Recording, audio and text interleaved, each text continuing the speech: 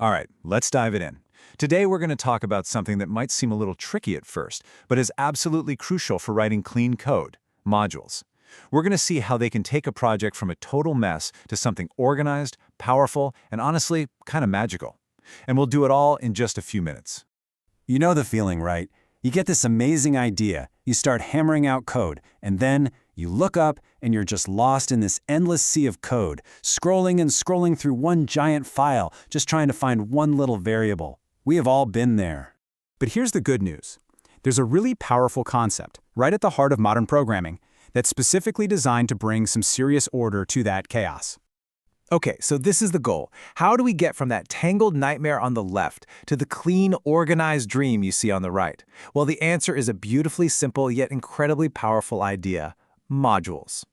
But before we get to the solution, let's really nail down why just dumping all your code into a single file is a recipe for disaster, especially as your project starts to grow. Yeah, as your project gets bigger, that single file just becomes this huge bottleneck. Finding what you need is a nightmare, fixing a bug is this slow, painful hunt, and trying to work on it with other people, forget about it. It's just completely unsustainable. So, what's the fix for all this chaos? Well, let's meet the hero of our story: modules. These are absolutely the key to writing code that's clean, professional, and can actually grow with your ideas. And honestly, it's that simple. A module is just a file. That's it. By breaking our big application down into these smaller, self-contained little units, we create something that's way more logical, organized, and just easier to wrap your head around. Okay, now for the magic part. If all our code is in separate files, how do they talk to each other? Well, it all comes down to two little keywords: export and import. It really is this elegant little two-step dance. One file exports something, basically holding it up and saying, hey, I've got this, who wants it? And another file imports it, bringing it in to use. But there are a couple of different ways to do this, and the one you choose really matters. First up, you've got named exports. These are perfect when you have a bunch of different, distinct things you want to share from a single file. Think of a math utils file. You could export an add function, a subtract function, and maybe a pi constant. Then when you import them, you use these curly braces to pick and choose exactly the pieces you need by name. It keeps everything super clean and intentional. And then there's the other type, the default export. This is for when a module has one main purpose, one primary thing to offer.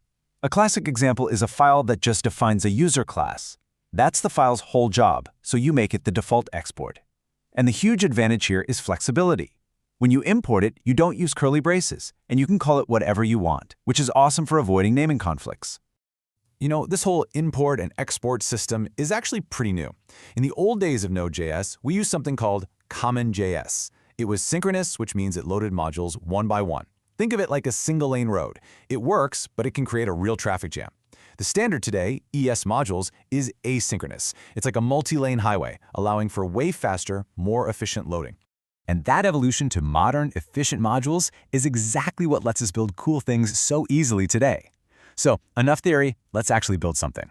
We're going to make an interactive command line calculator. This is the perfect chance to see modules in action, and even how to pull in code from the huge world of pre-built packages. So the very first challenge is input. How does our program ask the user questions right there in the terminal? Like, hey, what's the first number? Or what do you want to do? How do we even do that?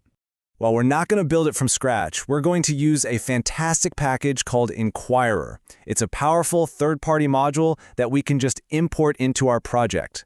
Its whole job is to make creating these interactive command line prompts super easy. It handles asking questions, making lists, and getting input from the user. And what's really cool is, with a tool like Inquirer, we can actually map out the entire logic of our application. We can define the whole user experience, step by step. The flow here is really straightforward. We'll use Inquirer to handle the first three steps, getting all the info we need from the user. Then, once we have that, we'll just use a simple bit of logic to do the actual calculation and show them the final answer. Easy. So our calculator works. It's totally functional. But let's be honest, plain old text in the terminal is a little boring. We can make the experience way better with just a little bit of style. For that final touch, that little bit of flair, we're going to import another super useful package called Chalk. Its entire purpose in life is to let us style our terminal output with colors and emphasis. So here's our result without any styling. I mean, it's correct, it works, but it doesn't exactly scream, hey, this is a cool user-friendly app, now does it?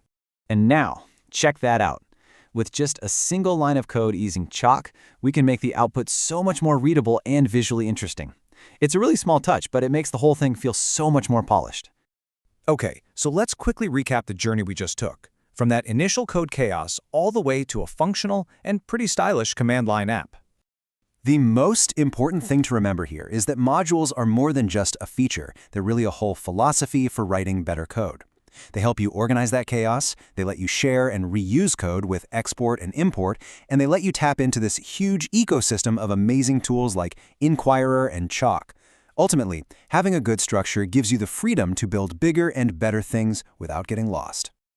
By really mastering modules, you've unlocked the ability to build much larger, more complex applications without everything turning into a tangled mess.